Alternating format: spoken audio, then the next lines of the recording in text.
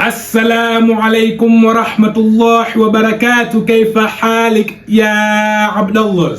Come here for a sec, I got a question for you. Bro, just get closer, man. Why do you want to read well? Why do you want to read well? What was that? To impress others. Astaghfirullah al-azim. So you're telling me this is you? Bismillahirrahmanirrahim. ويل للمطففين الذين إذا اكتالوا على الناس يستوفون وإذا كالوهم أو وزنوهم يخسرون. أبو فاطمة السلام عليكم كيف حالك يعني long time brother. بسم الله الرحمن الرحيم.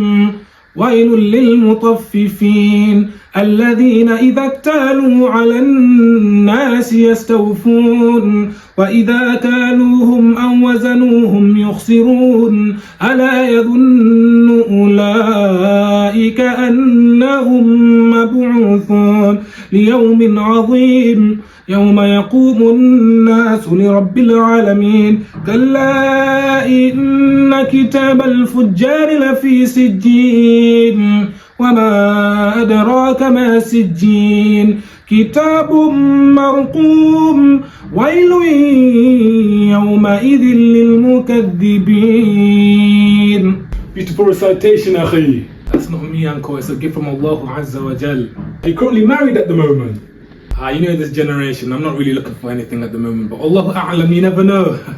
Keep your eyes open, you never know, you might find someone. Matter of fact, I might even give you someone. Okay, assalamu alaikum, akhi, salam. Inshallah. Okay, assalamu alaikum. Fatima, I told you the plan worked. You don't gotta worry about the guys getting done today.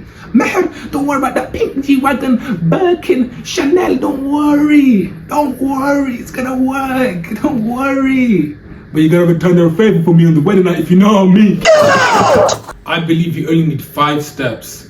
5 simple steps is all you need to have a beautiful voice whilst reciting the Quran. Now, before I begin, I am not a sheikh, I am not a scholar, I am not a student of knowledge. I am a bomb that knows a thing or two. First and foremost is intention. Hence the whole skit in the beginning. This is probably, if not definitely, the most important step in anything you do in Islam. For everything you do in Islam, you need to ensure that your intentions are for Allah and Allah only. You should want to read like the way of the Prophet Muhammad sallallahu alaihi wasallam, to read in salah with a beautiful voice, while the words of Allah are entering your heart, entering the soul, entering the qalb, you're feeling it, you're crying like, who doesn't want that? I know I do. But on a serious note, imagine doing all of this ibadah, all of these good deeds, just for it to be nullified. Just for it not to even be accepted because your intentions weren't pure and your intentions weren't correct.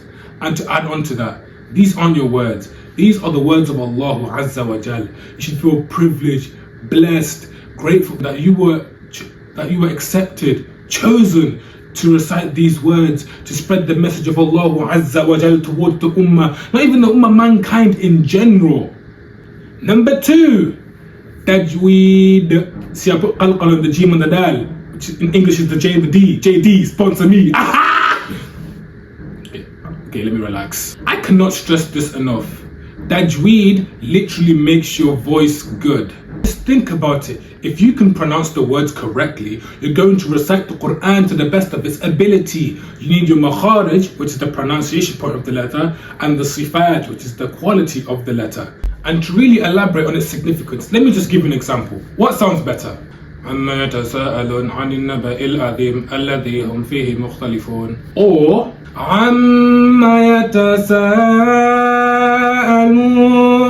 عَنِ النَّبَإِ الْعَظِيمِ الَّذِي هُمْ فِيهِ مُخْتَلِفُونَ. The tajweed. Your voice gets better with tajweed. Come on. You can't read well if you can't pronounce the words well. Number 3, Qaris, aka Quran reciters. Now I'm gonna need all of you to peep game and lock in because this tip correlates with the second tip. Pause. This third piece of advice is gonna leave some people upset. But you need to stop reciting like your favorite sheikh. Minshawi and Al-Husari are your best friends. I'm going to say it again for the people at the back. Minshawi and Al-Husari are your best friends. A lot of people, especially myself, when they want to start learning how to recite the Quran to the best, they will look up to their favorite chefs. I want to be like Mushal al-Farsi, Haytham al-Dukhain, Muhammad Luhayden, Nasr al-Qatami. We're going to get to that just later. You need to focus on Mishari and Al-Husra because their tajweed, beautiful. Subhanallah, their recitations will have your heart palpitating in a good way. And what makes it even better is that they read nice and slow, so you can really comprehend, really grasp, really understand the words of Allah Azza wa Jalla as they enter your heart and your soul and your mind.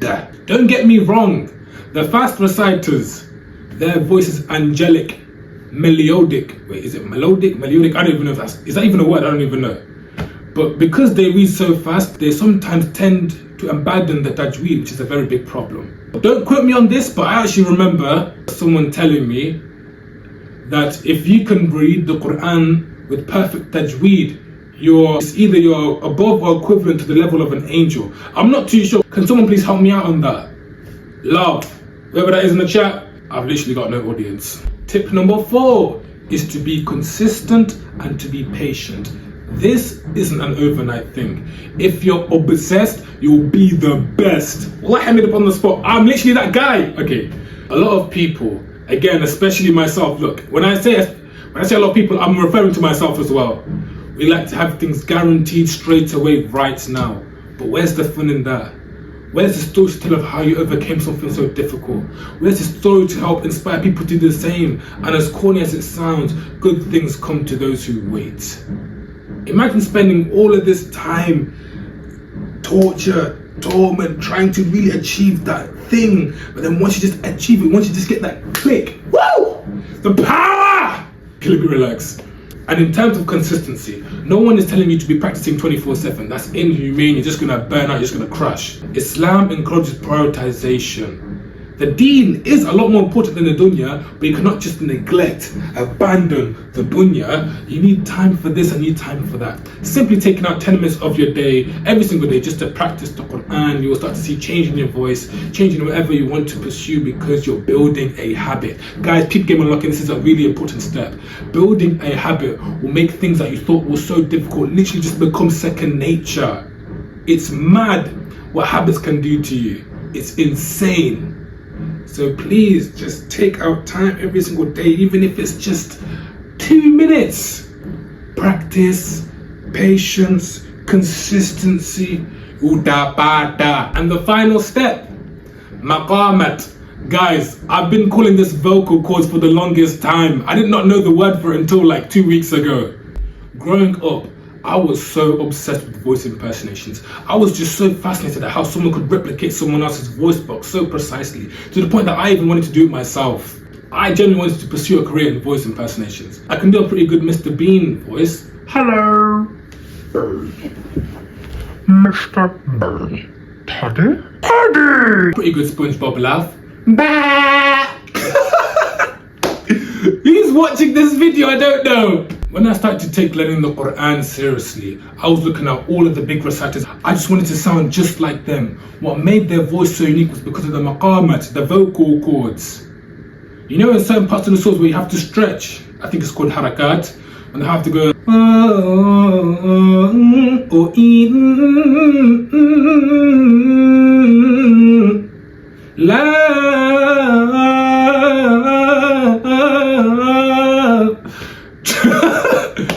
Trust me when I tell you, I was making them random noises throughout the day.